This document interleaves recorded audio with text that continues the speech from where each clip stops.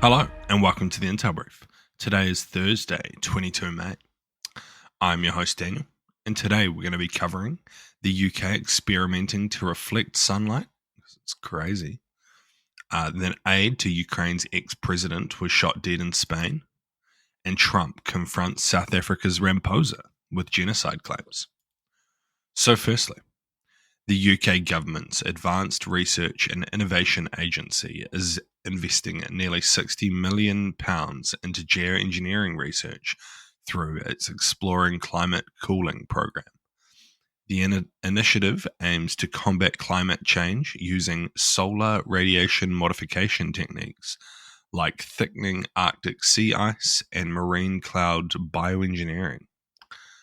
These methods seek to mimic natural phenomena on Earth, but experts such as one at Oxford caution that the technique could divert attention from crucial emissions reduction and potentially harm global weather systems.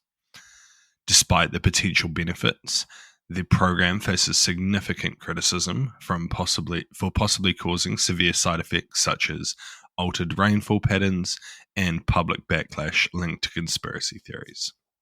There is currently no international regulatory framework for this technique, raising concerns about unilateral actions that could have unintended consequences. So what? I posted about this last night because it's just a crazy story. It's actually from a few weeks ago. I just heard about it and thought it was well worth bringing up because, it's just straight out of like a movie, right? And it's totally understandable that it's getting lots of negative attention.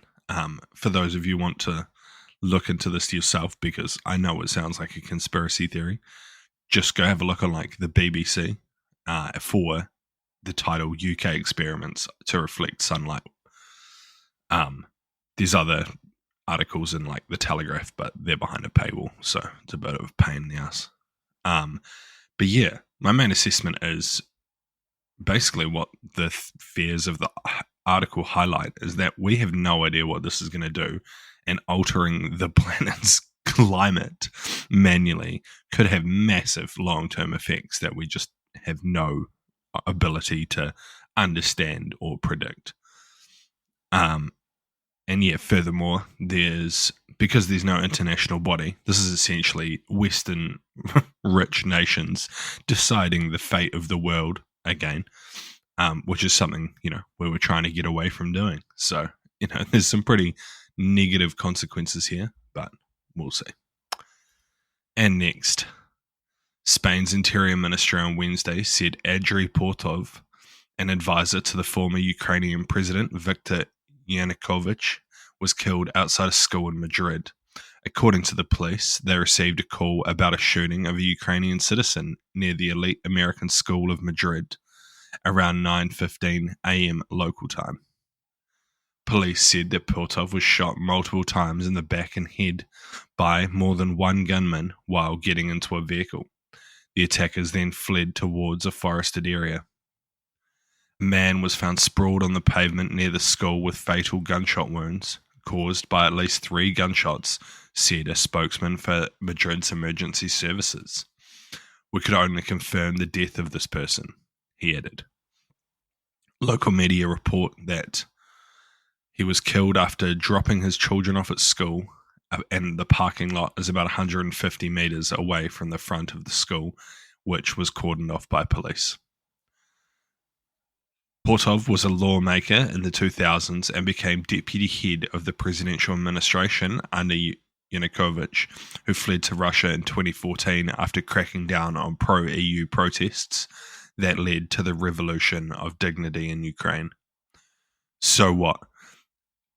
This just seems like a straight-up assassination. That seems like the most highly likely outcome. The question for me is, who did it? I don't see any great motivation for either side to assassinate this man. I don't think it changes the current situation unless he had some pretty in-depth internal knowledge that maybe Russia didn't want him to pass over to Europe or Ukraine. That would be the only kind of possible reason I think Russia would have for killing him. He seems like he was pretty loyal to Russia, though. I don't know if he would be flipping on them, maybe for money. Life's expensive in Spain. Sending your kids to a rich American school, it's not free. So, yeah. But no, seems highly likely that this was an assassination. Maybe he's still linked to some pretty dodgy dealings. It'll be interesting to see if they ever catch the gunman. That kind of will show the sophistication level. If it's Russia, it's quite possible they used criminals. So it'll be like low sophistication and just motivated by money. But if it's another criminal group, they could be quite a professional level hitmen. So they might just disappear to never be seen again. But hopefully today we find out some more. And lastly, Donald Trump has once again used the Oval Office as the backdrop for an ambush of a high-ranking visitor, this time against South Africa's President Cyril Ramaphosa. In a move to shame the South African leader, Trump showed a video claiming that white farmers are facing genocide in South Africa, which, of course, Ramaphosa denies. Ramaphosa brought a couple of white golfers with him to show that, white people still live in South Africa. However, during the meeting, one of the golfers was asked about this, and he pointed out that the killings weren't just targeted at white people, that it happened across the board, and that just violence is pretty commonplace in South Africa. He said that there's just too many deaths. It's not only white farmers, it's everybody. So what? Well, I think it's just extremely unprofessional to bring a foreign dignitary into your country and into your public space and then rip into them. It's going to make countries not want to go visit Trump, especially if they're having disagreements about anything, because Trump's just going to openly try and ridicule them. Obviously, Ramaphosa denies everything that Trump said, and it turned into a pretty awkward situation. There's some videos online. I might go share one in the Discord and distribution groups, so check it out if that's something you want to see. But yeah, it's just awkward. Well, I think there's probably some, I don't know, there's definitely some historical issues within South Africa that might lead to violence against white people. Violence within South Africa is just extremely common.